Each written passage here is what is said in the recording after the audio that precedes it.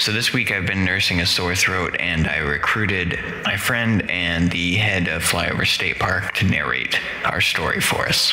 So with no further delay, I hope you enjoy the episode. This podcast contains subject matter that may be disturbing to some listeners. Listener discretion is advised.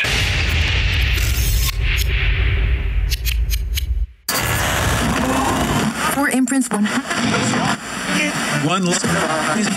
It's time to open the door in your mind. Sit back and listen to true horror. But be careful what you allow in. Because it's time to go through the fog.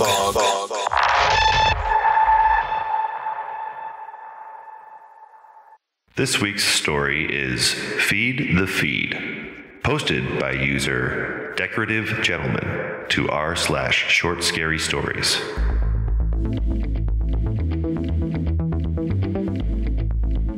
Click, scroll. Click, scroll. It had been a century since anyone actually clicked, but the terminology persisted. A remnant of another time, a time where the act of clicking might have meant something. I read about it once on an ad-free holiday. A day where I didn't have to click or scroll to feel. You almost quoted? Carson sat in the seat right next to mine, but even that close, his words reached me with a tinny buzz of borrowed synapses. Huh? Oh, yeah. Just getting through jeans and some Korean squirrel toy. I forced a smile, unsure if Carson was done for the day. If he was, he'd be able to see my face. I was grateful he couldn't see my visual feed. 40 minutes later, and I watched my daily consumption bar reach 100%. There was an itchy feeling hovering at 99. The Neuralink lagged on the dopamine toward the end, a way of ensuring that the completion felt like something more than another 100 ads, reviews, and product demos. I hated that the rush felt just as real as an orgasm. Carson was drinking a brand loyal discount cocktail when I met him at the bar, a holographic logo happily dancing above his head. Hard stretch? I saw you sweating. I smiled in a way that I'm sure was actually a grimace. Just been wondering about the AI. It's hard to think on the Neuralink.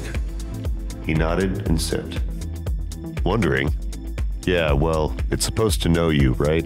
Know your buying habits, desires, all that. You reckon it ever fucks up? He looked nervous all of a sudden, scratching his neck to the phantom withdrawal that the thought of unemployment fed into his mind. I try not to question the algorithm. It knows what I like, it gives what I need.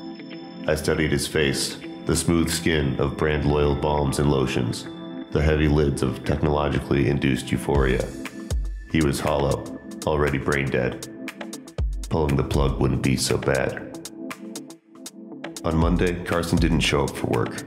Grounds for immediate termination. By 8:15, they had already filled his seat with someone new. Hey, first day. Name's Casey. He reached out a hand and I shook it. Is it true this gig is like happiness on tap? His eyes were hopeful, teary at the corners. He was dopamine abstinent, the flip side of living in an endless feed of ads. This gig would become his everything, and he would grovel for the quota. Yeah, sure, just buy whatever they try to sell you. Easy peasy. I'm hoping to go loyal on a few brands by winter buying season, he smiled meekly. What do they try and sell you? I sighed. Murder, torture devices, real horrific stuff. He chuckled. I didn't. He didn't notice. I read once that companies used to mimic addiction through infinite scrolls and clickbait. Now they manufacture addiction through the Neuralink. I click, I scroll, I kill. I wasn't always like this.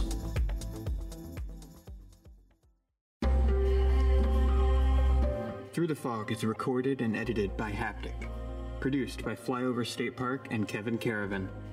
All stories are recorded with the original author's permission or released under a Creative Commons share-alike license. For more episodes, visit throughthefogcast.com or follow fog_cast on Twitter. Links to both are in the show notes. You can support the show by visiting buymeacoffee.com/throughthefog, or simply by rating and reviewing on your podcatcher of choice. It's the simplest way to support independent shows like these. Whatever you decide to do, though, thank you for listening, and talk to you next week.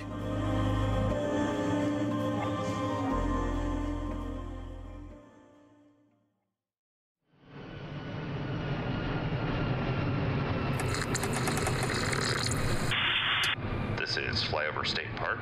You are clear to land.